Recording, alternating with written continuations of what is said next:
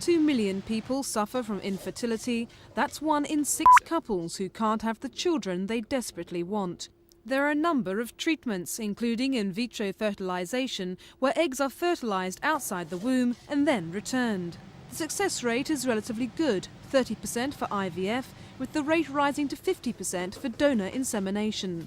But very few health authorities provide fertility clinics, while those that do find that lack of funding means they have to charge patients for part or all the treatment costs.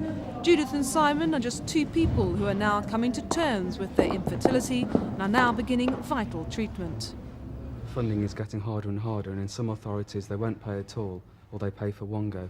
And it has really serious implications because people who are infertile are seen as being very low priority. We're not seen as having an illness or a problem, and we're sort of being left at the bottom of the pile, and I think it's very serious. By the time that most people find out, because it's so slow, it's so long to go through the process, you know, by the time you've discovered that you're having difficulties or you're infertile, then you've got to do something about it.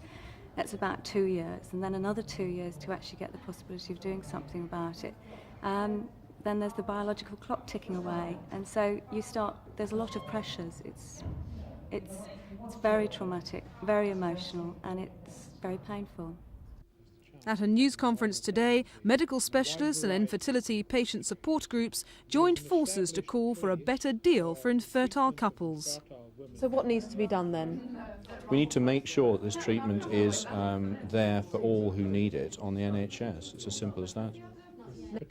The Royal College of Obstetricians and Gynecologists has now put forward a number of recommendations to improve services. It wants national and regional strategies for providing treatment to infertile couples, better training for specialists, more appropriate use of the NHS's limited resources, and infertility to become part of the information given out by the Family Planning Service.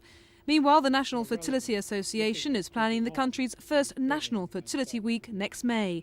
It hopes that it'll help hammer home the message that what's needed is better funding so more couples can become a family.